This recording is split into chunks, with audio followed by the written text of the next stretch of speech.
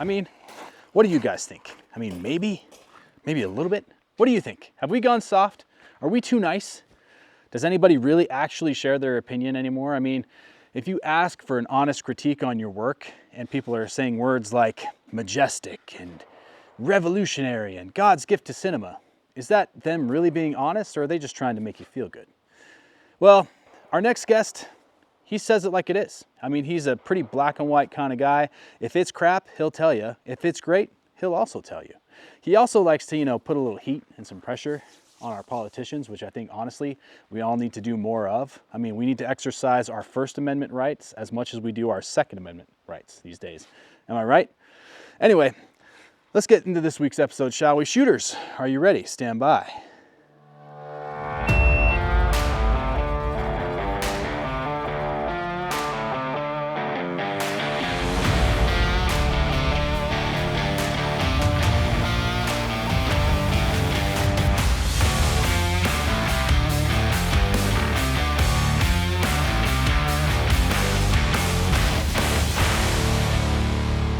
Hey, what's up, guys? Welcome to another episode of the Guns and Cameras podcast. I'm your host, Joshua Best, and today we are joined by yet another very special guest.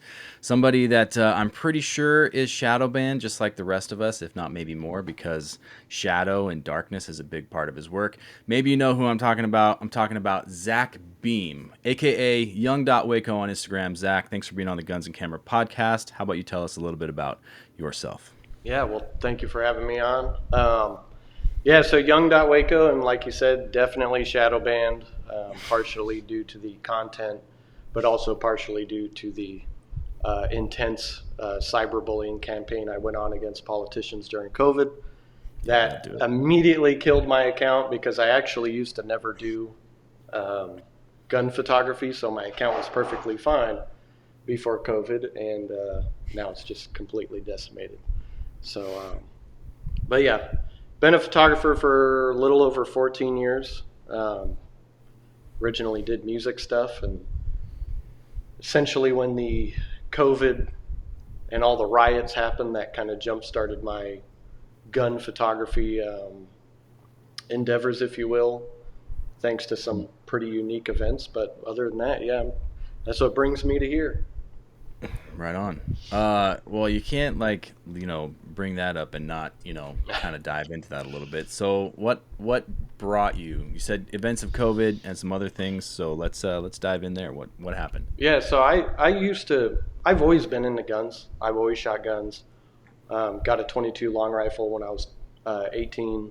Used it to shoot propane tanks, the little green ones, set a fire, shoot the green, just dumbass teenager stuff. But essentially I never put guns and cameras together. I never actually, I'd take a picture of one of my guns every now and again. I never actually did it all the time. And then when I moved up to Seattle, or Tacoma rather, then COVID kicked off, then the George Floyd riots. I decided to go to one of the riots because I had never been. I always wanted to go to a riot, see what it would be like. Brought one of my cameras, and essentially what happened is I'm sure everybody's seen it on the news, the guy taking the AR-15 from the kid who took it out of the police car. So I was there when that happened. One of the pictures that I sent you of the burning cop cars, that is that area. No kidding.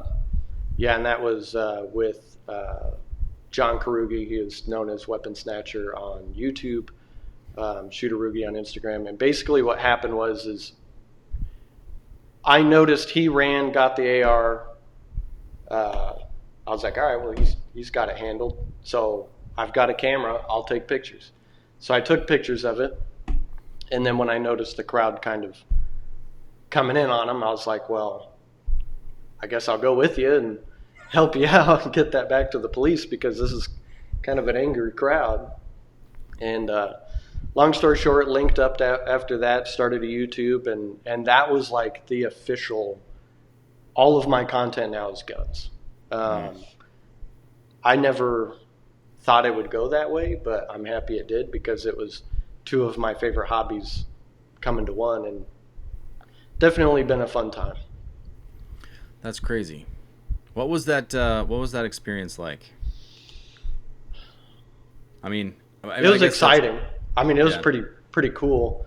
However, it was definitely it was unique. I mean, it was a weird time for the U.S. Obviously, the riots, the COVID, the everything. Um, but it also just felt like perfectly timed. I guess like I'd never been to a riot, so I was going to go. I had a camera.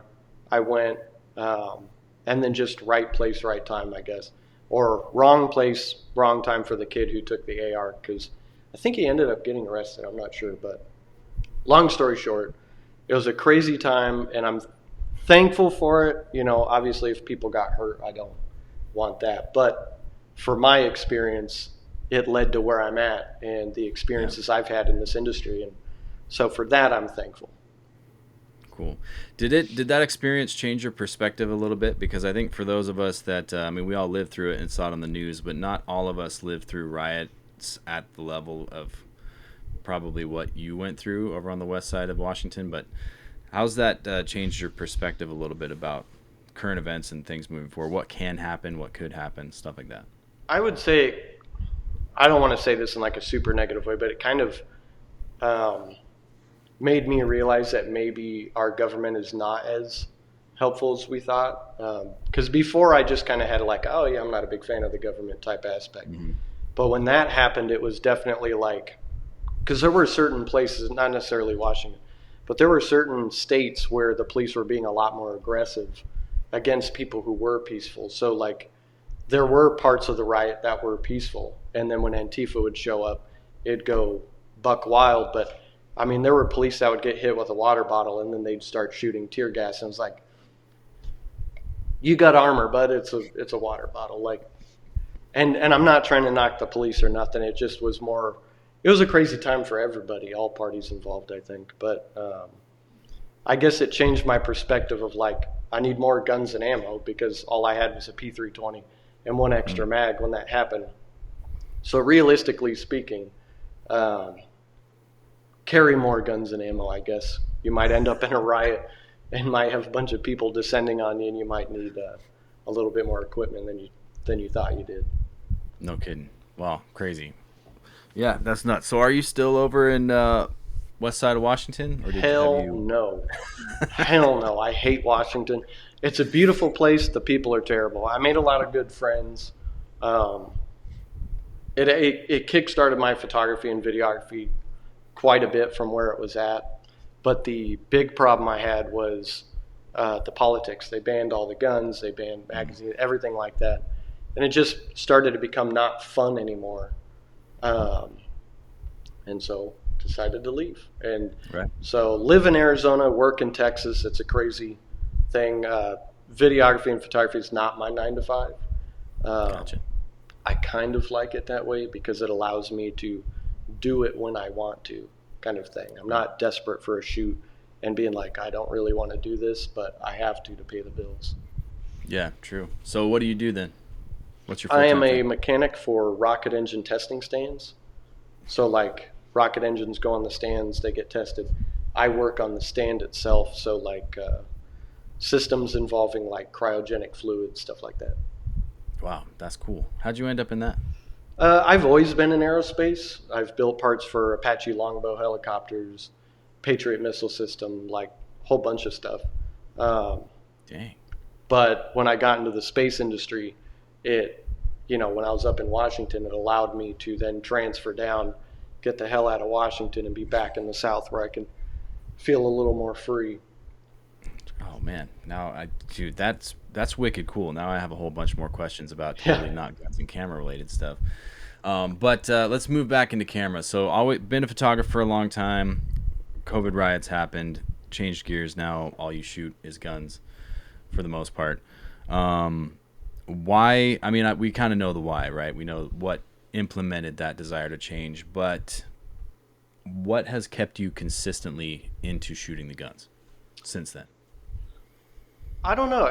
I guess it's just the aesthetic of like, shooting, whether it's a guy in a ski mask with an AK or a fully kitted out dude with all the ballistic stuff and a nice AR or whatever.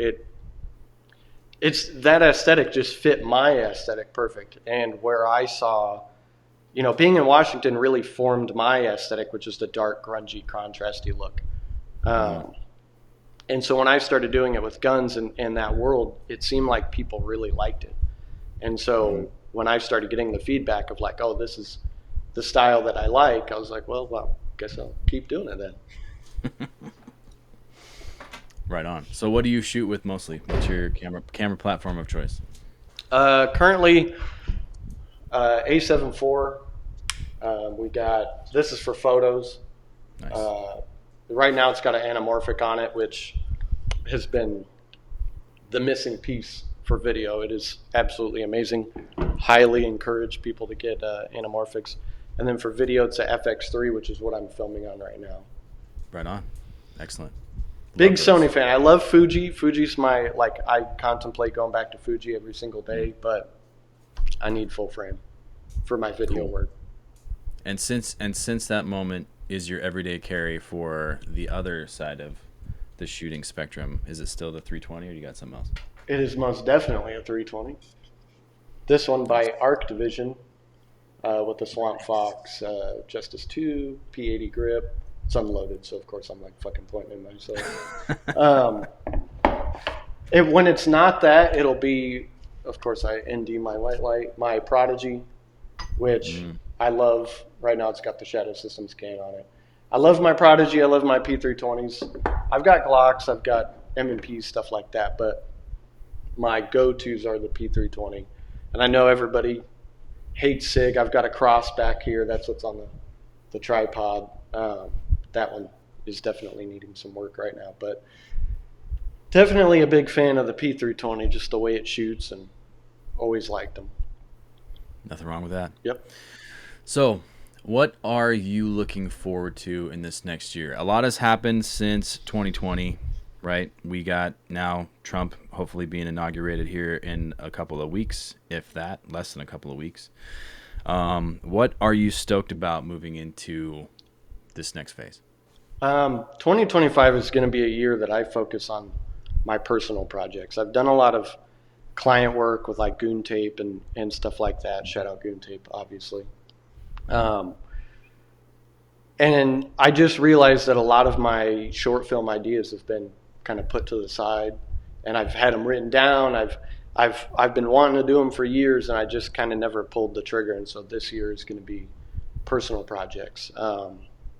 Obviously, this insurgency group, this is my brand that I made. That's also another endeavor. I've worked with a lot of other brands like Almost Covert, Finance and Maneuver, stuff like that. And I just always was kind of like, well, what if I did my own? What if I was in control of the creative direction, I guess. And 2025 is that year for that. That's awesome. So what's the first project, if I can ask? Yeah, so I'm working, if you've seen the Ten of Swords short film. Ten of Swords. Yeah, if you haven't, definitely check it out on YouTube, Ten of Swords. Great short film. And me and the director and another guy that was involved in that project are working on a short film. Kind of in the same vein as Ten of Swords. It'll be under the same universe, but a different storyline. Cool. So intense, crime-related type of stuff. That's what's up. And how'd you get set up with them? How'd that happen? I hit them up on Instagram. I said, I love the project you guys are working on. And come to find out, they were a fan of a video that I filmed in the past, the Recce Rifle Mindset. Yep. Which is funny because that video, I didn't credit myself in that. I'm not in the credits at the end. And then my old Instagram is on the caption. So it's funny. I credited everybody else but myself. But yeah, they saw that, they liked it, and just big fans of each other, and so now we're doing that. That's awesome. And so are you pushing into, photographer first, has video always been a part of kind of your interest, or is that? It's always been half and half. Yeah. Gotcha. I mean, photography started a long time ago. Went on a trip to the UK. My dad gave me a camera, was like, you're in charge of taking photos. I kind of like doing it, but I was like, I don't really actually know what the hell I'm doing. So I'll learn. They eventually got me my first real camera, which was an Olympus E520, which is crazy to think, owning an Olympus, especially this day and age. Nobody even really knows that that's an option. But, back in the day, the E520 actually was a pretty decent camera. Yeah. And then you said you started with music. Yes. Shoot music. I did music videos. I did band promos. So, metal band guys trying to look hard, right, with dark lighting and moody lighting and all that. And that was my passion. But the problem with it was trying to get, because at that time I charged nothing. I charged like $500 for a music video, for a whole music video, regardless if it took like 5 days to shoot. And trying to get $500 from 5 broke musicians was terrible. I hated it. And I mean, I still would love to shoot a music video at some point, but this has been better because I can do all this stuff with a lot less resources, a lot less people, and enjoy it more. That's awesome. I love that you're doing that. I love that that's the direction that you're trying to go. I have been doing commercial work for so long that I also this year am trying to create some of my own projects, just because, again, it's that same question. If I was the one deciding the direction, which way would I go? Right? Yeah. Because I think that when you're in commercial work, it's the constant, like, it's you can kind of, like, how do I put it? You can consult on the direction and be like, maybe we can or can't do that within the budget or the constraints that you have set. But at the end of the day, you're not the one that's making the call necessarily. Yes. Even if they say, hey, you make the decision, you could be like, it's red or blue. And you're like, I think red. And then the client goes, nah, I like blue. And so you're like, well, it wasn't really my call. Yeah. Really, right? Yeah, sometimes it'd be like that. And, you do it for a paycheck, but when it's your own creative endeavor, you can do literally whatever you want. True. Are you going to, when you see yourself producing and making these films, what kind of, like, do you see it being like this big production, or is it just kind of like, hey, I'm grabbing my camera and some talent, we're going to go get creative? It is definitely the latter.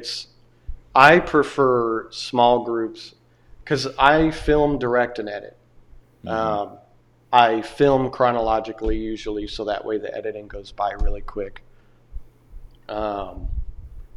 And I prefer to have the crew be small because the more hands in the pot, the more likely it is that someone doesn't show up, or, you're trying to battle it out with somebody.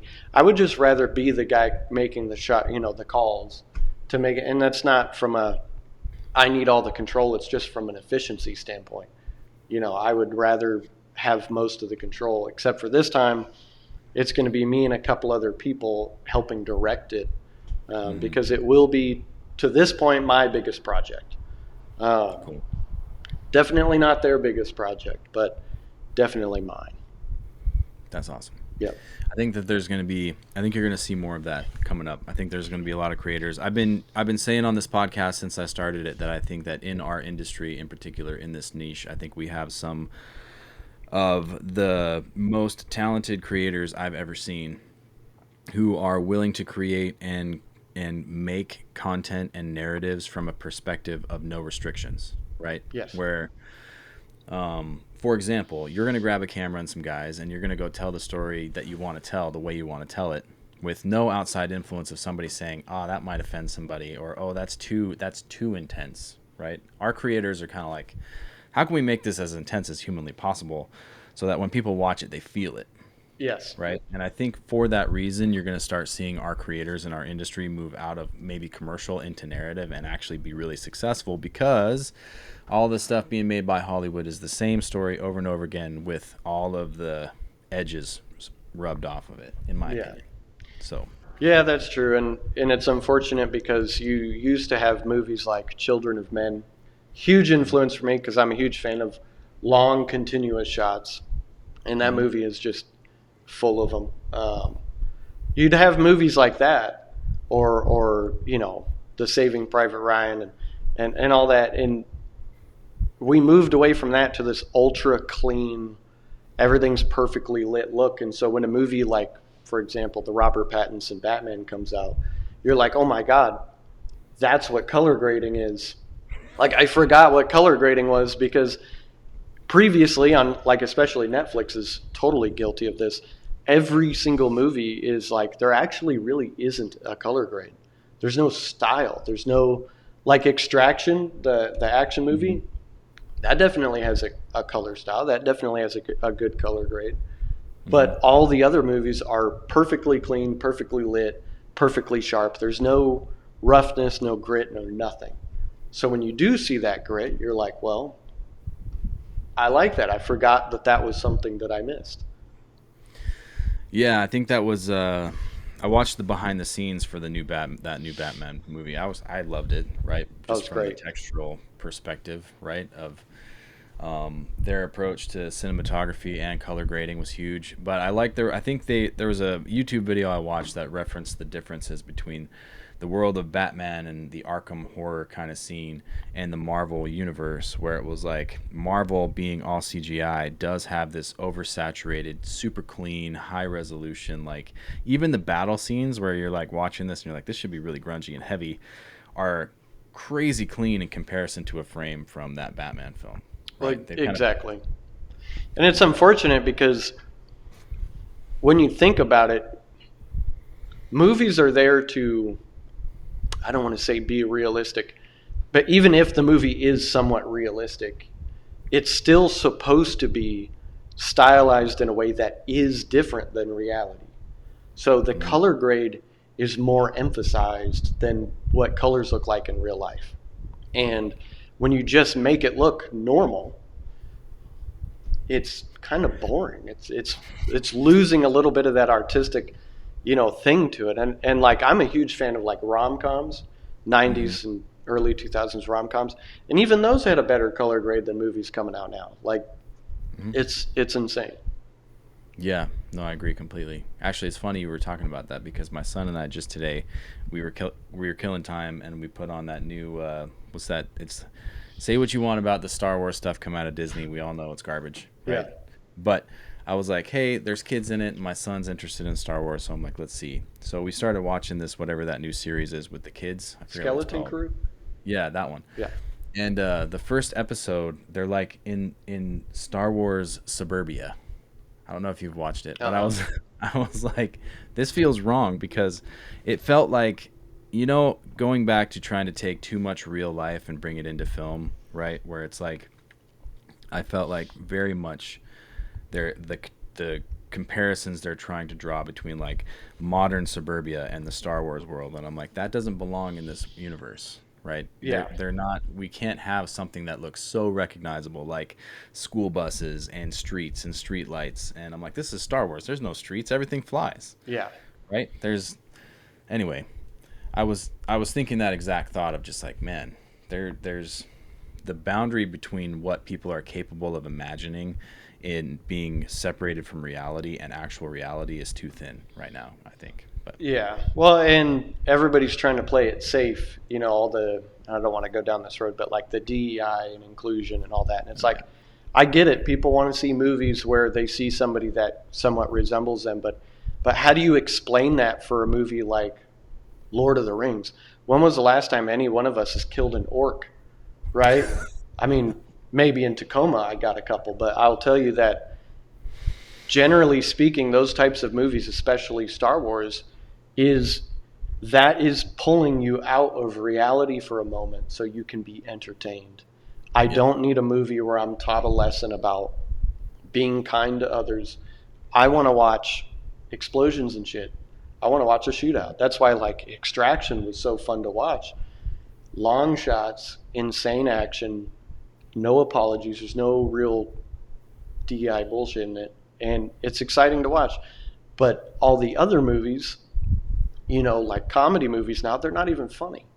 no. And so in media, especially our industry, and, I don't know if this is going to bother anybody, but, specifically relating to the gun industry media, it was always that ultra clean looking. We're marketing to the FUD that still carries a Blackhawk Serpa and thinks that holding a pistol grip like this, no C-clamp, but like this, is still the way that you do it. And that's the media that they're marketing to. And then when you see people like Pew City, shout out Pew City, Mitch, Hollow Pointed, Clayton Cassidy, all these people that you've had on your show, when you see their media, you're like, that's a gun I want to buy because it looks fucking badass. Whereas, you know, you go to Cabela's or Bass Pro, you're like, that's a boring ass photo of an otherwise good gun. And, you know, I think like places like SHOT Show, for example, you're going to see more exciting displays. You're going to see more exciting setups because the industry is starting to head that way, which I'm excited for. Are you going to go to SHOT this year? Yes. That's why I bought all that hand sanitizer I was talking about earlier, because last year the SHOT flu messed me up, and I'm not trying to do it again. Yeah, no kidding. No, I agree. I think that it's been interesting to watch in the last couple of years how it has gone away from that, right? Because everything used to be, like, I'm going to pick on Springfield a little bit here, so I'm sorry, Springfield. Hey, I like their Prodigy, and their Echelon is nice, but good Lord, they're the king of the FUDs. Yeah, exactly. That's what I was going to say. So it's like their marketing is old school traditional, right? Where everything is, it's like super clean. Everything's really sharp, you know, nice light. Technically nothing wrong with the imagery. It's just not interesting, right? Yeah. It's like exactly what you would expect to see in an NRA magazine from 2001. Yes, 100%. And again, you have that industry that's having to make room for creators that are coming into our space because of the fact that it's like, hey, we shoot guns, and guns are cool and dirty and grungy and loud and fiery. Yes. Right? And that's the kind of content we want to make. That's why I'm doing it. I love grungy, nasty, dark, you know, content. That's my bread and butter. That's my favorite thing. That's all I want to make, and that's why I shoot the guns. Right? Yep. It's because I can do that and it works. And that's where I think that even media is going to. I had this conversation briefly with someone else talking about why is it that even, like, for example, if right now I called you up and said, Zach, I have a budget of $1 million for you to produce, direct a movie, short film, right? Could be full length, whatever. And you had $1 million, what do you think that project would end up looking like, right? Because I've seen some that traditional Hollywood production, $1 million budget, big budget, a lot of money, and then you watch this stuff and you're like, this just looks terrible. But then you have stuff like what you're probably going to go shoot soon, where it's like you, a couple of guys, one camera, and some creativity, and it's going to be the most cinematic piece of media you've probably ever seen. So why is that? Why do you think where's the disconnect there, in your opinion? Well, I mean, a lot of that budget goes toward, like, for example, marketing, stuff like that. It goes for the people who aren't actually even there filming. And so by the time the people and like actors, right? Actors want a giant cut of that pie. And so by the time it comes down, it's like, can we hire a nice cinematographer? Can we hire somebody with that grungy look? And a lot of times, not really. And so that's why those big cinematographers like Tarantino only make a movie every now and again. Takes a lot of work.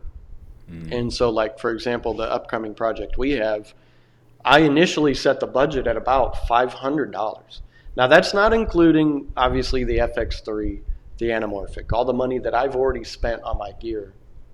But to rent the things that we're going to need and get blanks and all that stuff, I put it at about $500. Now, it could be more by the time we're done, obviously. But being able to just grab a camera and go is, again, that's part of that efficiency. And being from a manufacturing background, I hate when things are in the way. In manufacturing, it's called 5S or lean. But it's basically, how can you make your process quicker by removing the clutter? And that's what I like doing. So I'm going to film, direct, edit. That's me doing 3 rolls. I need someone off to the side with a shot list saying, hey, pay attention, because my ADHD ass is going to fucking forget. It's going to happen. And then maybe somebody else is an assistant, like, hey, I forgot my battery, go get me a new one. Hey, can you change out lenses, whatever. And then somebody to go buy boba tea when that time comes. But other than that, there doesn't need to be that many people. Recce Rifle Mindset, for example, I don't even know how many views it has right now. I think last time I checked, it was like 500,000 something. That was literally the actors, which was a total of 5 people, and then me filming everything. And then we had one drone operator for a couple shots. And that was it. And I edited that whole thing. I wasn't that great at color grading back in that time. You'll see a lot of crushed blacks, like the shadows are horrendous. But I edited that probably in a cumulative over maybe 2 days, an hour and a half, 2 hours worth of editing. And it's one of those things where, again, when you remove the clutter, you can make those little projects actually stand out because you can pump them out quicker. So that's my goal for 2025, is to make the most efficient short films. So I have no excuse as to why I can't do it. I don't want to be like, oh, I need 5 days. I need, $2,000. It's like, no, I want it with the equipment I have right now. What can I make? Oh, I can make these 5 ideas. Great. I'll do it. That's a good point. That'll be interesting. Well, if you ever need help, let me know. Of course. That's the world that I want to move into. Is again, I want to make projects and tell stories that just want to be told because they need to be, right? Yeah. It's because of whatever else. But I have a lot of gear and equipment and stuff. So if you need assistance, please consider Guns and Cameras or myself a resource. Hell yeah! Thank you. Yeah. So let's see what else. Who right now are you drawing inspiration from? Who do you think in your network of people, content that you're consuming is stuff that is like inspiring you? I think I would say like the people I mentioned before, like Mitch, Pew City, Hollow Pointed, Clayton, all those people, because it's, like a lot of them do like the really nice floating guns. And like I've done it a couple times, but it's more they're inspiring me to get off my ass. Like when they post a picture and it's really cool, I'm like, damn, I've been so busy, like I forgot to take a photo of a new build that I got. I mean, like I still have yet to take pictures of this. I took pictures of it when it was set up a little bit different, but it's one of those things where they're inspiring me to get up and do something. Same with the Ten of Swords guys. When I talked to them, they were like, we had permits, we had a budget, we had all these people involved. I'm like, man, that just sounds so fun to just get out and do it. And all those people, and constantly seeing their media is, it's pushed me in that direction to try to get busy with it. Yeah, and I think you're playing right into the hand of the next version of the indie film era, I think, because I had a coffee with his name is Rich Cowan. He's like for Spokane area, he's probably the biggest in Hollywood level film production in the area. He operates a 2-bay soundstage out in Airway Heights in Spokane. Damn. Doing some big stuff. So I had a coffee with him, and I was just wanting to kind of pick his brain about how big industry, big film production works with respect to unions, teams, crew, all that stuff. And you want to talk about having constraints and restrictions on what can or can't be done. I mean, that is Hollywood to a T, right? Yeah. Because the unions that they have such intense rules that you literally, if you're not in the right union, cannot pick up a crate full of cables and move it 10 feet without breaking a rule. If you're a grip, you can touch it. If you're not a grip, you're not allowed. So you want to talk about inefficiency, right? That's Hollywood. That's usually anything bureaucratic, anything political, anything corporate becomes insanely inefficient only to protect the entity from lawsuits. That's literally the only thing. Like if for example, if a law came out that said that a corporation could never be sued for anything, OSHA would be gone immediately. Like the OSHA only exists to hopefully get people to not like have lawsuits, like companies, stuff like that. And so I can imagine in the film industry, it's the exact same way, like you're saying with unions. And it's unfortunate because how many good projects, how many good scripts are sitting there collecting dust because they're like, well, it would take a lot of work to make it. And it's like, actually, it wouldn't. The budget would probably be like 20 grand. How many more, like Hereditary, for example, is one of my all-time favorite horror movies. Mm-hmm. How many more scripts like that are sitting there collecting dust because some lawyer said that it would cost too much to do and they need to go with the safer option? Like, that's why Star Wars is being milked. It's a money cow. Same with Marvel. Now, is the quality of that any better? Abso-fucking-lutely not. It's horrible. And so how many more like movies like Children of Men are sitting out there and they go, well, nobody would want to see it because it's too extreme, it's too violent. Mm-hmm. Actually, a lot of people would love to see it. Oh yeah, we're risk averse is what we are. I was listening to a couple other podcasts not too long ago, and they were talking about where are all the problems in our country coming from. And I'm like, look, there's a lot of areas that you could point out, but I think one of the biggest ones is that we're risk averse and we're afraid of liability, right? We're afraid of being sued. You want to talk about all the rules that are being leveraged that are like in the military, in film, in business, and everything. Everything is decided upon, well, is there a risk and can we be sued for it? Because if there's a liability, it's not worth the risk. And that is what is causing everybody to be in this ultra hyper paralyzed state, right? That's why those great scripts that are being written, like, they're too risky. They're going to cost money. They're probably not going to make a return. And so it's not worth the risk. Yeah. Right. Well, like Civil War, that movie that just came out not too long ago, that was not a good movie. And it is such wasted potential because I know they were trying to be safe. They didn't even say like who was really fighting who and why, and they gave no backstory. It's like, make the script as crazy as you can. I mean, you have such a great director. Mm-hmm. What's the problem? And I left that movie thinking like, what actually even happened in this movie? Like if I would have filmed it, I would have made some pretty bad stuff. I mean, there would have been a lot of, anti-politician sentiment. I'll just say that.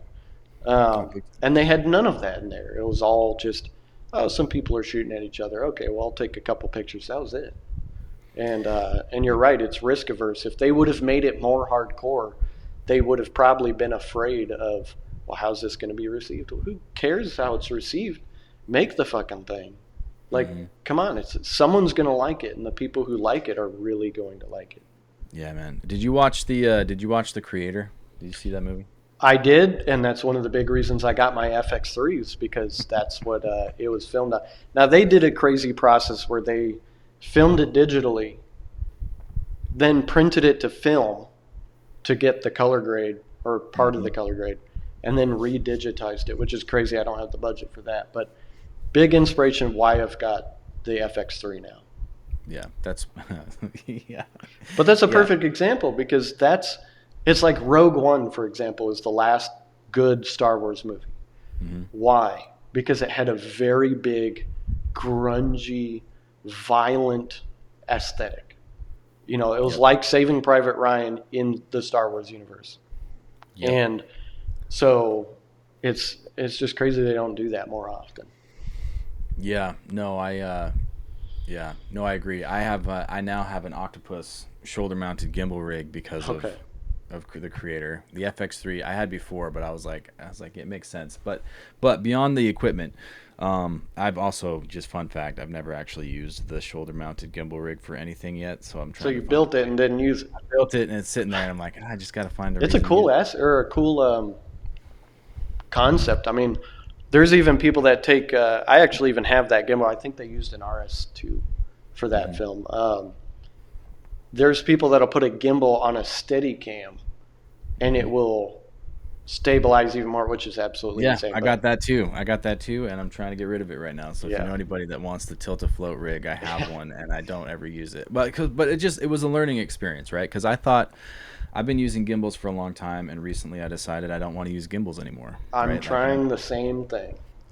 It's So tough. now I have all these platforms based off of the RS3, the Ronin gimbals, and I'm like, I don't ever. I like easy rigs for support for back and just kind of the stable motion you get from them, or handheld. And so I'm like, well, I got all these rigs. So if you know anybody that's still into gimbals, send them my way because I got some stuff for them. Of course. But what I wanted to go back to with the creator was talking about, if you watch the behind the scenes for that film, they talk about how the equipment chosen is, for me, wasn't so much the big thing. It had more to do with the perspective of the studio and the actual crew, the creative team, right? Because the narrative they have in the behind the scenes is that everybody thought from a production value, because I think it had like an $80 million budget, was that it was risky. Everything about the way they shot that movie, they said it was risky because they didn't want to build the world in CGI. They wanted to enhance the natural world with like graphics, Yeah. right? So they wanted to shoot everything for real and enhance it, but they said, "Well, that's too risky because it's so much easier and we know we can recreate it and all the effects digitally and have it be on budget." And I was like, "What? So shooting things for real in camera and then enhancing them is more risky now than just making it in a computer 100%?" Yeah. And I'm like, that's all I do. It's like, I watched that film and I'm like, that is exactly the kind of run and gun crazy stuff that we in our industry do all the time, because that's what we have to do because we can't afford it otherwise. Yeah. But now we're being told that that's the risky and expensive way to do it. And but that movie did well and the film looked great. And I'm like, okay, so that basically means if you wanted any high level permission as an independent film or creator to like do big stuff, that was the film that said, hey, there's really no rules anymore, you can go make whatever you want. All right, you guys, we are halfway through this week's episode, and that means it's time to tell you it's been brought to you by 1156 Productions and by Tokens of Valor. What is Tokens of Valor, you may ask? Well, let me tell you. It's my side hustle, where I take ballistic components like brass and copper, match them up with sterling silver to create one-of-a-kind, hand-forged, wearable works of art. And if you're interested in getting some ballistic jewelry made for yourself, find me on Instagram at Tokens of Valor, send me a DM, and we'll get something started for you. You guys, Young.Waco, aka Zachariah Beam, is one heck of a guy, and I love that he speaks his mind at all times. Black and white, no holds barred, honest to God opinions about everything. And you know what? We could learn something from him. So, while you get into all of the rest of his opinions in the second half of this episode, and stories, by the way, he's not an asshole, he's a nice guy, I'm gonna get back to training on my brand new Bash Target Supply steel. If you guys need some great steel, check out Bash Target Supply, all made in the USA, some of the best steel you could buy by great people out of New Hampshire, so go check them out. All right, I'm gonna get back at it. You guys get back at it. Enjoy the rest of the episode. Well, and like the new Aliens movies, right? I am a huge Alien franchise fan. Massive, love it. But there's a reason why Alien Romulus was better than like Covenant and Prometheus, all that, is because it was gritty and the effects were practical.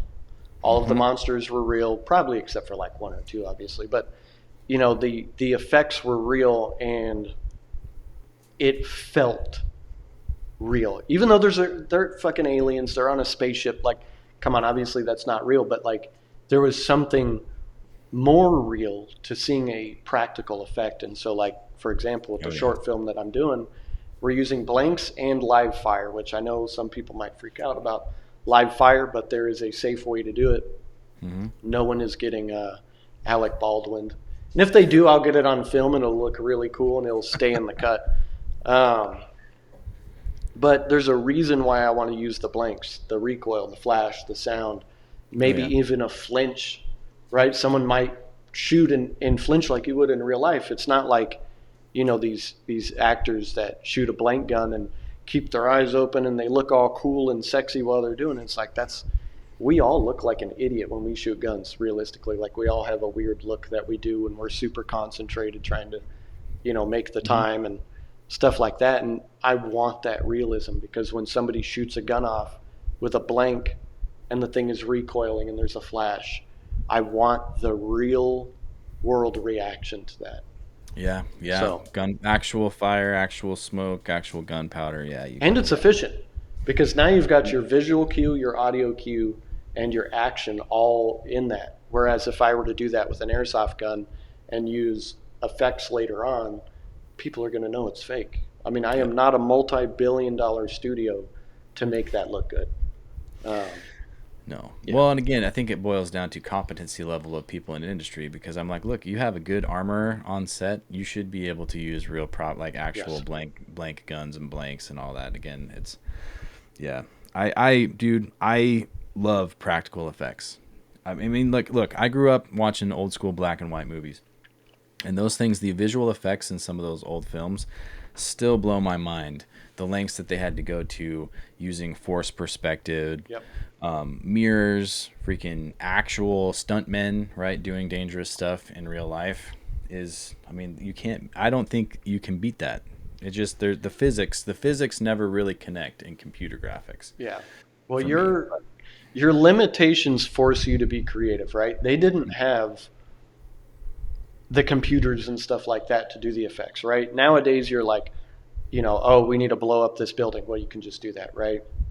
Back then, or even when you're an indie filmmaker on a budget and you only have one lens, it forces you to be creative, right? Mm-hmm. There was a period of time where all I had was a 28 millimeter 2.8 on a Nikon D600.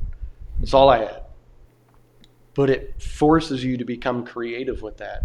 Um, so that way, when you do get more resources, you're able to do more.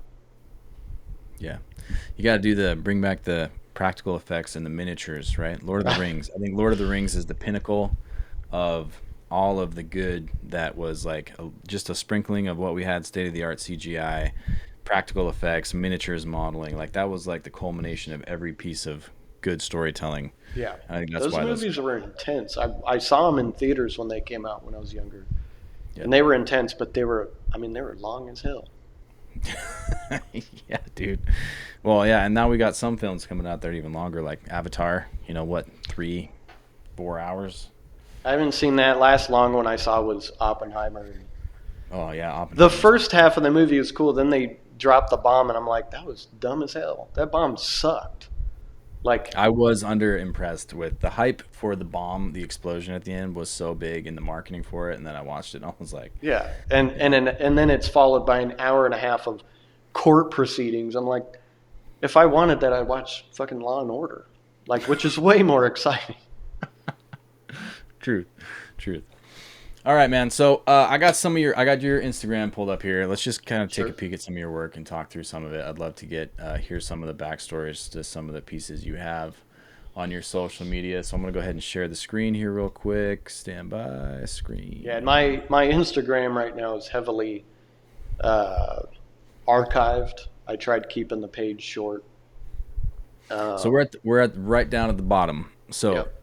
first post here. Tell us about this. This was February 13th, 2021 is when you posted it. What's going on here? So there's a great story with this guy. His name is Rip or Ripper Vision. Um, when I moved to Tacoma, I didn't realize how fucking weird people were. Um, and I remember my apartment had a window facing the Tacoma Glass Museum. It was really cool, but it was great for people watching. One day I see these three people walking down the stairs, and they're all wearing ski masks. Now, mind you, to this point, I've never seen that before. Never seen people just walking around with ski masks. And I filmed them. I actually have it archived in my Instagram where I was like, "What the hell is wrong with these people? Like, this is weird." Come to find out, a long time later, I end up meeting this guy. He was one of the guys that was there walking down the stairs. No kidding. It was crazy. And so me and Rip would just go around Tacoma and just do whatever we wanted, pictures, videos, really anything. And he was so comfortable in front of the camera and doing his thing in public that it made me more comfortable with getting some risky photos and videos, which you'll probably see coming up. Cool. That's awesome. All right. Then what we got up next here? What's happening here? What's happening in these? So That was actually in Point Defiance Park, really nice area, very different than anything you'll see in Arizona. It's like being in a rainforest. And this dude was just like, hey, I've got a cool build. Let's go take photos of it. And we did it. And he was like, I'm going to heavily inspire my look by the, what's his name in Sicario? That one. Yeah, the caption, Red Impala, 2 lanes left. You know, yeah. And that was kind of the aesthetic we were going for. Yeah. So when Washington Sicario. Nice. So when you after post-COVID riots, you started getting into shooting guns. Were you connected with any manufacturers, industry on that side of the state, or how did you start getting plugged in with these people? This guy, for example, Monty, Thrash Panda. Yeah. He knows a lot of people in Washington, and it was just like, oh, have you met this guy? No, I haven't. You shake hands, and you're like, all right, I'll do some pictures with you, and then it just continues on. So, like, for example, if you go back in that black space right there, that one. This one here? This one here? Yep. That video was filmed at the beginning of the lockdowns. Nobody was outside. This is a AK-47 going into a jewelry store with a mask and a bag. But that was the thing. Everybody was home. Nobody cared. The only people that were out were those skateboarders down there that you see very briefly. And they thought it was cool. Yeah. They were like, whatever you guys are doing is really cool. And it was my kind of like, well, you've got time, I've got time, let's film something. And this is what we made out of it. Crazy. I wanted to make my big thing is I like taking snippets of something. I don't have the time and budget to film an entire movie, so I'm just going to take a little piece, But I dig that though, because that's what makes it interesting, right? Because you're like, okay, guy, ski mask, robs a jewelry store, has a gun, blah, blah, blah, and the bag drops and then just ends. Yep. And you're like, it leaves you wanting to see, like, what's the next thing? And then so you watch it again and you're like, did I miss it? Or is there really actually nothing after that? There is more. It was a different video that's probably higher up. We did a kind of a part 2, and it was a comedy sketch. So I wanted to do something nobody would expect. This is a very old shot. Yeah. That was not taken in 2021. That was taken in like 2017 or something. That was a garden hose making that water effect. It's gonna be sideways. Yeah, this is. I'm not a huge fan of vertical. I'll be honest. Yeah. No, most people aren't. So this has some effects in it that I just wanted to get weird. I wanted to get maybe take one of them and glitch them out as opposed to while it's moving. Cool. So it's kind of like getting weird,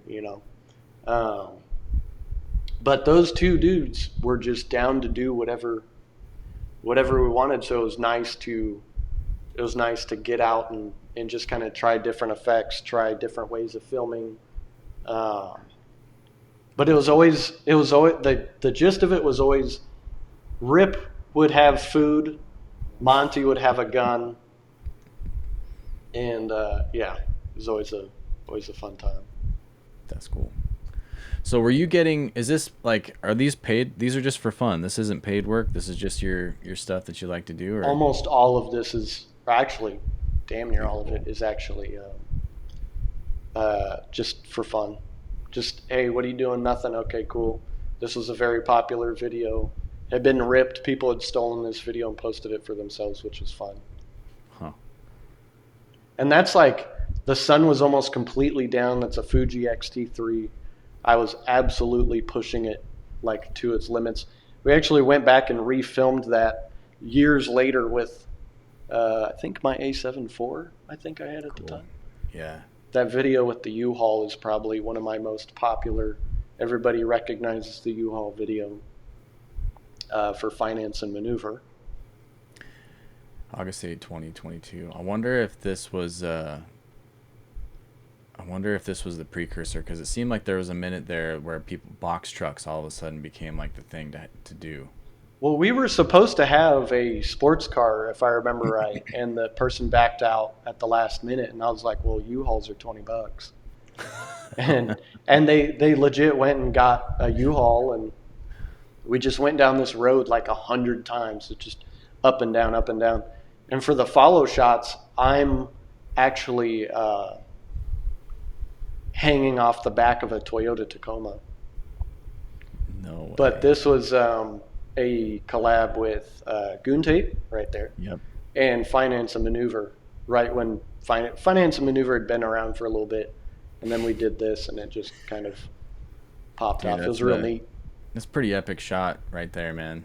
Yeah, that was one of my favorites. And hanging out the back. Yep. That's what's up. Wild.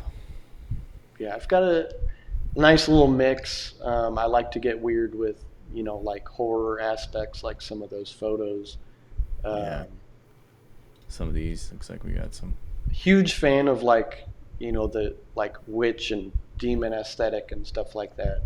Yeah. And so I like to keep it dark. Nice. Dude, cool stuff. So have you done a lot of, it looks like, I think I've seen more of your work connected to the Goon Tape stuff. So how did that connection happen? I believe that happened actually through Thrash Panda, because he knew Adam with Goon Tape, and he's such a good dude to work with. And so like a lot of my most popular work, like if you go down a little bit, that American flag up a little bit. Right here? Yeah, that's glitchy. That was with a couple guys.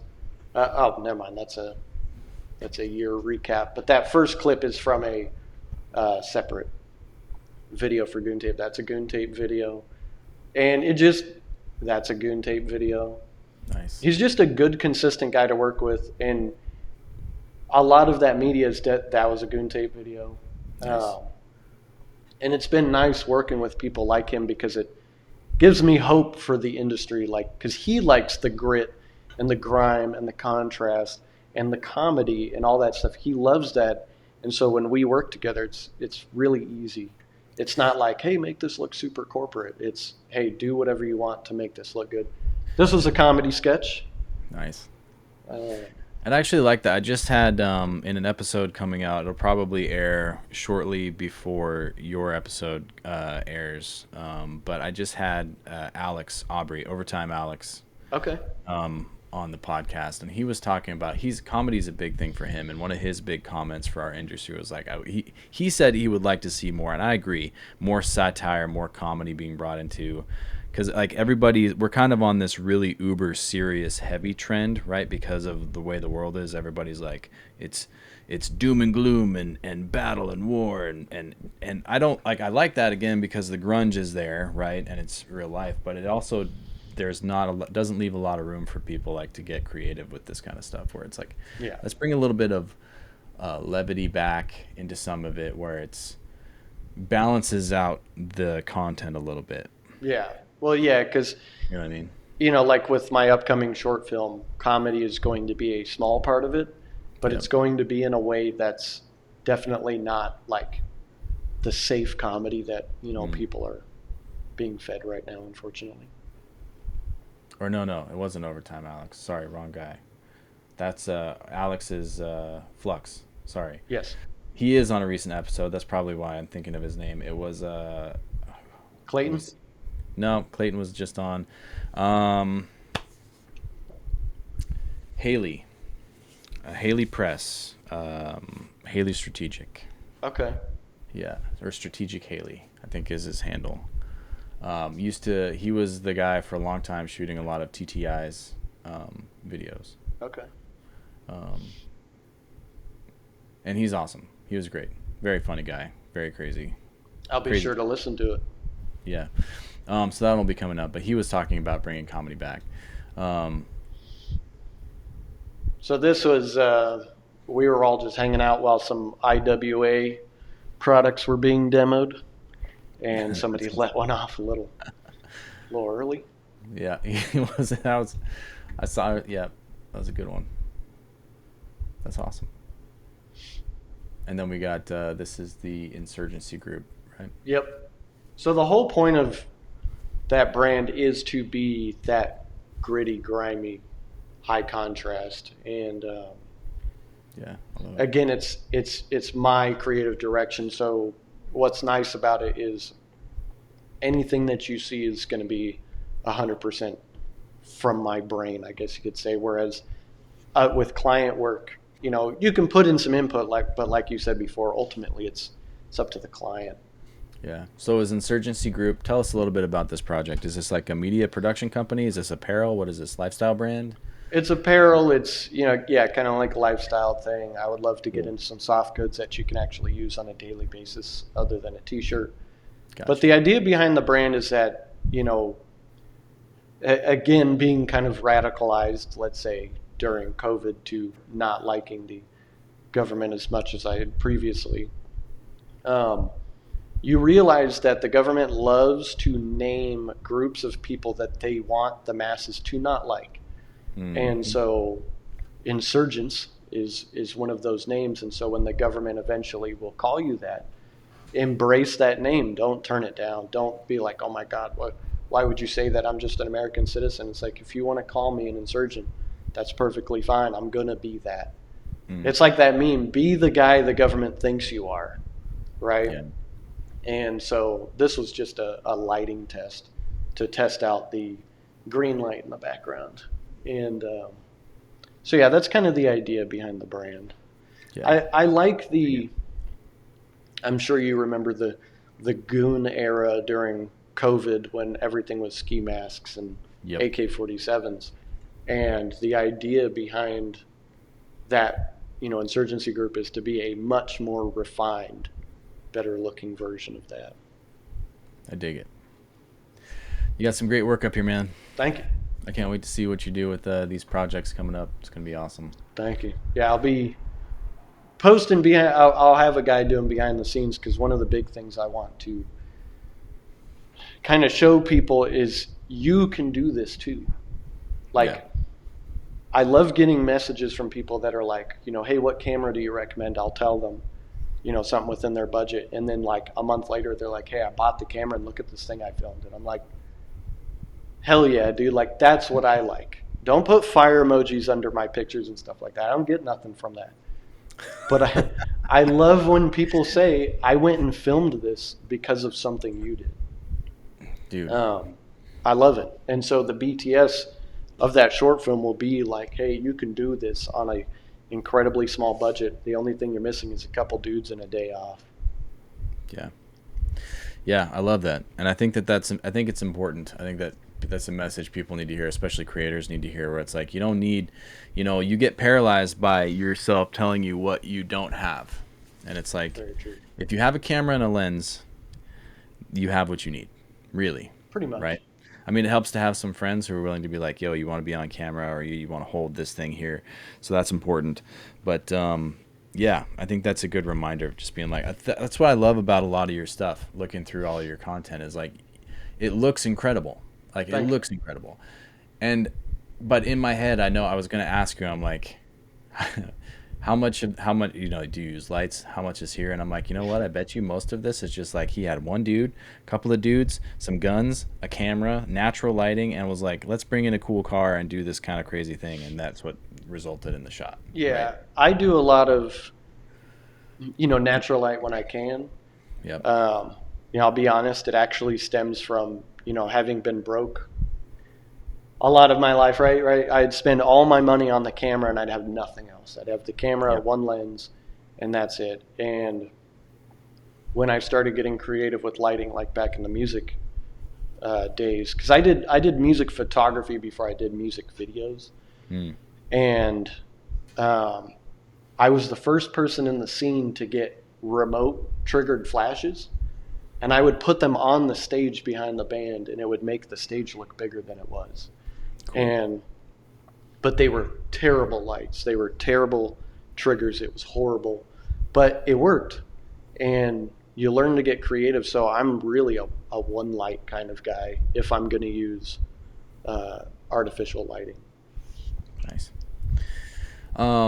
All right, we're coming up on an hour. One of the questions that's consistent across the board on the Guns and Cameras podcast is the oh shit moment question. We all have an oh shit moment. It could be a good one. It could be a bad one. It could be cameras related. It could be guns related. It's but what, when I ask you, is your oh shit moment, is the first thing that comes to mind? I'm always forgetting the mount to something, like the mount to a gimbal, the mount for a light. I'm always forgetting shit like that. And so, I'm pretty OCD about stuff, but when it comes to camera gear, I'm actually not. I'm very rough on my gear. A lot of my lenses have dents and dings in them. All my guns have, like, there's some scopes back here that literally are down to the bare metal. But my oh shit is consistently like, how am I going to mount this damn thing? Oh, I drove here without the light stand. I drove here without the tripod mount. But thankfully, with DJIs, these cages are actually the mount for the gimbal. And so that's been nice to not forget since I bought that gimbal. But that was out of necessity because I used my last, it was a Zhiyun Crane 3S Pro. I used that gimbal till it died. I hated that gimbal. It was the worst gimbal ever created. Yeah, I've heard that a lot. It's the worst form factor known to man. What I tell people? I had a buddy, actually, I just went this through recently. He had a Zhiyun Crane, right? Hated it as well. Thing didn't work at all. And he was like, what gimbal should I buy? And I'm like, you know what gimbal I actually really loved was the Ronin RS, like the first one. I think it was just the S. There was nothing fancy about it. It was just, it had the two-handed one? No, it was the S, so it was the stick version, right? Okay. But it was the first gen of that, so there was no LCD screen. It had 3 modes. You had to, you could dial it in with Bluetooth. I had a gimbal like that too. And all it did was stabilize the camera. There was none of this autofocus. There was none of the other extra stuff. It was just like, what it did really well was keep the camera stable when you're moving. And I'm like, you can buy those now for a couple $100. And when people are like, I'm shopping gimbals, and I'm looking at $1,000 RS4 Pro, I'm like, don't buy that. Just go find a used, like Ronin S, I think is what it was. Yep. Buy that for $200, and then that will do all of what you need, right? Yeah. I think that's an important point. There's a huge problem with gear where, even in the gun world, actually, it kind of crosses over. You don't have to buy brand new stuff. Mm-hmm. There's no reason. The image quality on this A7 IV doesn't get better when it's new versus used. It's the same camera. And this camera actually, under the mount or under the cage, there's a giant scratch. And MPB sold it for $400 off because of a scratch on the bottom that I'll never see because I have a cage on. Yep. So I saved $400 just from that. And same with the FX3. I bought that used from RBMT Media, another great media creator in the industry. Mm-hmm. And same with guns. Don't buy that stuff brand new. There's no point. This doesn't shoot any better when it's new. I mean, obviously you can shoot a barrel out, but how many people actually train that much? Not many. Yeah. Well, and I was talking to a buddy. I'm like, I feel like in the technology world, we've tipped the scale for up and coming. I think probably until 5 or 6 years ago, new equipment would come out, and it was actually an improvement on the equipment. It was like you would actually have better technology that would make a better product. But then I feel like we plateaued, and now the scales are tipping where it's like they're keeping the industry alive by saying, here's a new product. They're doing what Apple does every year, new version. It's really not new. They maybe tweaked a couple of things here and there, but your quality is not going to be improving drastically. It's just a justification for you to say, I have the next newest thing. And I'm like, I actually think there are some cameras and some products that came out 4, 5, 6 years ago that if you're after a quality, like well-built piece of equipment that's going to take a good image and be durable, I feel like they're cameras that came out a little while ago, not the latest and greatest stuff, in my opinion.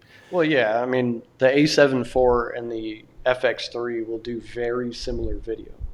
The only reason why I got it, one, the price at the time was very good, but two, because you can overheat an A7 IV. It's very hard to overheat an FX3 because it's got built-in cooling. And I justified that, but video-wise, you're not going to pixel peep and be like, oh, one's better than the other. So a lot of people get caught up in that consumerism, right? Yeah. I only updated to the 16 Pro Max because it's got USB-C, and I can plug that to my FX3, use it as a monitor in an emergency. Yep. That's the only reason. Otherwise, I would have kept my 14 Pro Max forever. Yep. So So do you have, I mean, aside from all of the projects that you have that you're working on in 2025, do you have like a white whale? Is there a thing that you're still like in your mind pursuing relentlessly, or is that the projects in 2025? It's tough to say. The small projects 2025 are going to be the big ones. Starting Insurgency Group of 2024 and making at least one sale was my goal for 2024, and I did that. 2025 is start clearing out this queue of short film ideas that I've had, and we're working on it. I wouldn't say there's like a huge project that I've been dying to do. I just want to stay busy. That's it. If I'm not filming, I want to be editing, and I want to stay busy, not only to justify the intense expense of camera gear, right? Because if I buy it and it sits in a Pelican case all day, I'm going to feel pretty bad about it. Yep. But also just to keep my creativity sharp. If I am lazy too long, I'll start being like, I just don't really want to do anything. So I wouldn't say one specific project, but one specific goal is just stay busy. Yeah, that's a good goal. Yep. Well, I don't expect that will be a problem for you, my friend. I hope not. I think that you will stay very busy. Do you take on, do you do freelance work? How's it work? Like if somebody wants to work with you or hire you to do work, how do they do that? I usually just charge a day rate, and I say, hey, what do you need? If it's a project or a product, send it to me. I'll do my thing. If it needs to be specific people, we'll meet up. I'll fly out, do whatever, and we'll film it. I like doing freelance. The only concern, like I said, is I've always put it ahead of my personal project. So 2025, I'm definitely going to slow down on it. Yeah. But I would never turn it down if somebody said, hey, I've got this product coming out, or hey, I need this video. Will you help? Yeah, sure, why not? But doing it as a 9-to-5 has always been a tough one. I've always thought that would be amazing. In this economy, things are very expensive, and I've always been given the salary ranges, and it always was like, it's going to turn into a job and I'm not going to like it. And if I keep it freelance, at least I get that freedom to turn down jobs, not in like a mean way, but basically saying like, hey, I'm working on stuff. I can't do that. If it's a 9-to-5, I can't turn down projects I don't like. So I've always liked that freedom. There's a lot of wisdom in that. I think that's really good advice for people to hear. It's like, hey, there's no really right or wrong way of doing the freelance thing, but I think that I agree with you that having the ability to say no is a big deal. Whether you're working full-time freelance or not, I think that's good advice for people that are, like, even for me, I've been working full-time freelance for a number of years, and I had the whole, like, I can't say no mentality, and that just resulted in burnout and frustration and to a complete desire to not to ever want to touch a camera again. That's what happened. That's exactly it. And if the day that comes that you pick this up and you resent it, you're either on the wrong project, you're with the wrong employer, or you're, like you said, you're burnt out. Mm-hmm. And you should... I believe everybody's, given gifts, right? Whether it's music, visual arts, anything, right? We all have our talents, which is awesome. Mine happens to be, photography in this instance, but it's important to do it in a way where it's enjoyable all the time. That's why I don't do weddings. If I did weddings, I would need a therapist. I would need to be on medication. Like, I hate weddings. I used to second shoot for them. I could never be the primary, but some people do it all the time because that's what they love doing. They might hate a project like what I do. So a little fun fact that I stumbled upon this the other day because I was talking to some guys that I work with, and they're both, two of these guys that are working at Stopbox, both great dudes, Luke and Evan. Luke and Evan are both wedding videographers, and the first time I was chatting with them, I'm like, you guys, I can't do weddings. I did 2 for my friends, and that was enough for me to say, okay, I know why I don't want to do weddings. And if people says, well, have you ever done one? I can say yes, and I know I still don't want to do weddings. Yeah. And I told them, I'm like, I think, and we kind of settled on this fact, I'm curious what you think about this, is like, Luke likes documentaries, and so does Evan, and weddings are basically documentaries. Of course. Right. And that brings up the question of like, are you a documentarian when it comes to filmmaking, or are you like a narrative storyteller? And I was like, whether you're into weddings or not is a good gauge of saying you're probably more into narrative storytelling and less into documentary. Yeah, no, that's true. What do you think about I that? don't get a lot of excitement out of that, but to push myself out of my comfort zone, one of the projects I do want to do this year is a documentary of somebody in the industry. And I gotta where.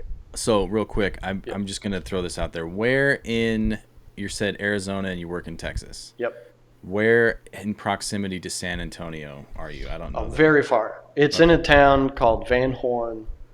It's our best restaurant out there is the Subway at the Love's gas station. It's a very weird working situation, but it pays the bills and allows me to buy this equipment, which is nice. But Gotcha. The thing is like within Arizona, there's a lot of people in this industry, a lot.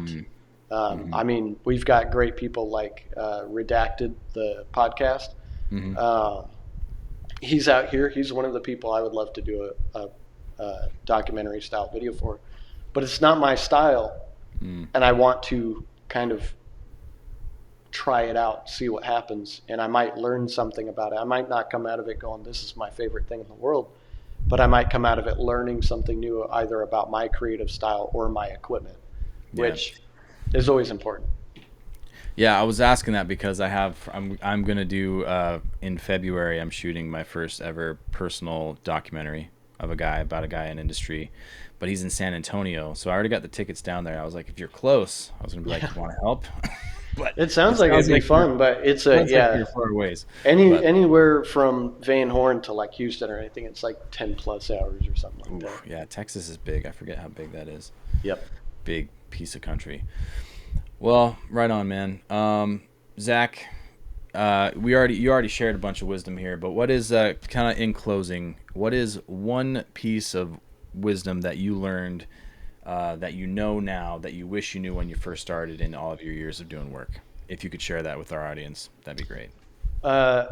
Don't be afraid to say no, and don't allow yourself to be talked down to by clients.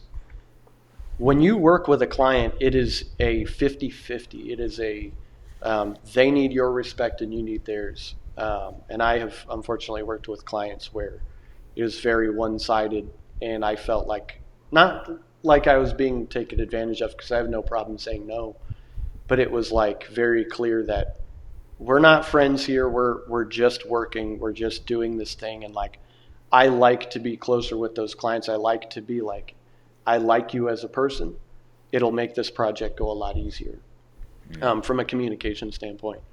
But knowing when to say no, especially with a project where you know I'm putting in more than I'm getting out, and it's not going to benefit me to do this project, say no. Don't stress yourself out. It's not worth it, because again, that type of stuff leads to that day when you pick up your camera and go, I don't want to do this shoot. You're packing up your car, you're putting your light stands in, and you're like, this sucks. And like I said, just don't be afraid to say no.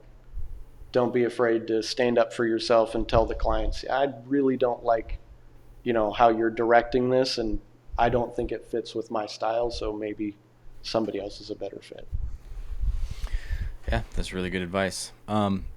Thank you for sharing that. One more thing I'm just really curious about. So you said that you help work on the stands for rocket propulsion testing. Do you ever get to watch those tests? Oh, hell yes, and they are awesome. And I might have missed it. My company was doing a launch this morning. That's what's up. I'm going to have to Google it. I totally missed my own company's launch. Whatever, it probably got delayed anyways. They're incredible. 550,000 pounds of thrust is an insane thing to watch from a couple hundred yards away. And big fan of aerospace stuff. Not a huge fan of the military industrial complex, just the idea of it in general, but the products are neat. Like the Apache longbow is one of the coolest fucking things in the world. Mm-hmm. Like if you've ever seen one flying around on your lunch break, if that doesn't make you horrendously patriotic, I don't know what will.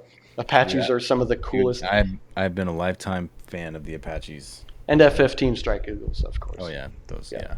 That's crazy. How come? So I'm sure it's all super like top secret stuff, but do you ever go up and be like, "Yo, I shoot video. Can I shoot a video of one of these?" I've brought it up a couple times, but they do that. Yeah, they're like, Yeah, we have a guy.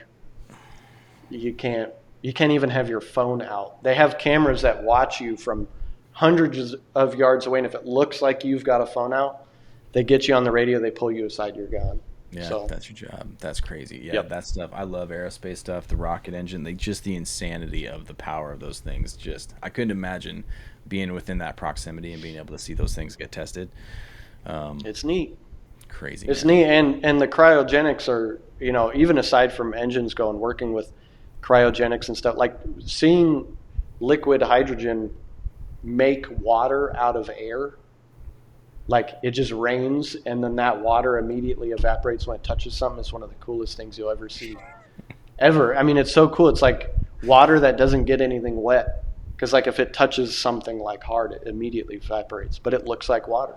That's amazing. Yep. I love that stuff. I could geek out about that with you all day. Yeah, something believe for a me. future podcast. We'll course. just talk some of that stuff. Well, all right, Zach, thank you so much, my friend, for being on this episode of the Guns and Cameras podcast. If again somebody wants to work with you, what's the best way they can get a hold of you? Instagram, young.waco. You have to search the account and look for my thing, because I'm shadow banned. Again, I'm hoping this whole change that Zuckerberg put out actually makes a difference. I actually saw a gun video in my Explore page the other day. I don't remember the last time that happened. Yeah, I'm hoping that I have the same shared hope as you, but I'm not holding my breath. But, Oh, hell no. No, it's not like you take a picture of a gun, that's strike number one. You say something about being anti-government, that's strike number two.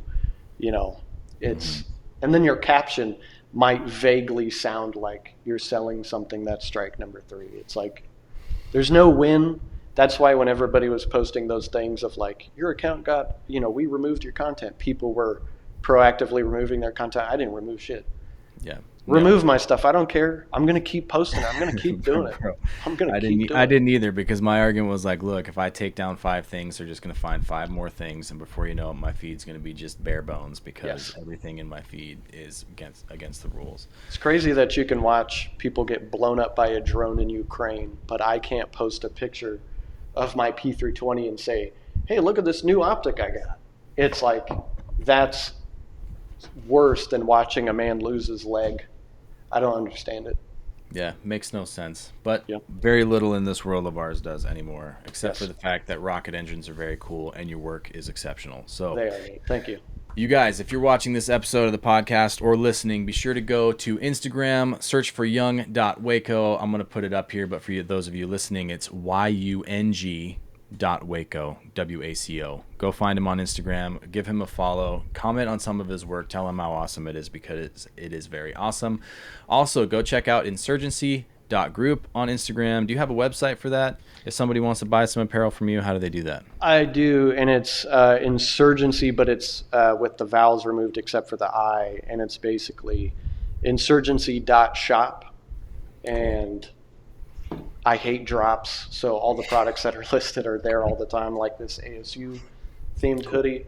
For legal reasons, it's actually not ASU, but let's just say that it's very heavily inspired by their color scheme.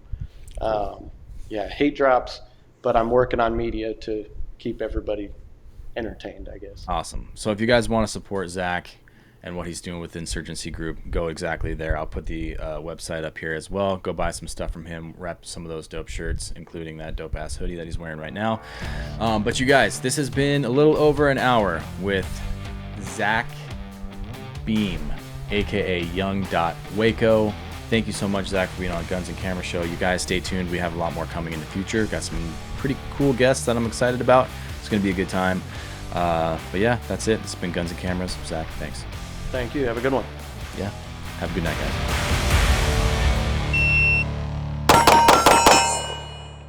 That's pretty good. You guys, that's the end of this week's episode of Guns and Cameras. I really hope you enjoyed all of the stories, points of view, personal opinions, straight up, black and white, honest to God, no holds barred thoughts on some of the stuff that we're dealing with in our world, creatively, and in the gun industry from Mr. Zachariah Beam, aka young.waco on Instagram. If you do not already follow Zach, be sure right now to go to Instagram, go to @young.waco, subscribe to his stuff, follow him, check out his work, give him some engagement, leave some comments, maybe a DM, maybe share your opinion. Let's start some discourse. Let's see where this goes. All right, you guys. That being said, I'm gonna get back at it. Thanks for hanging out, you guys. This has been Guns and Cameras. Stay tuned. We got a lot more coming in the future. Great guests. I mean, we're booked out till like May at this point. It's great stuff. Thanks for hanging out. Have a great day.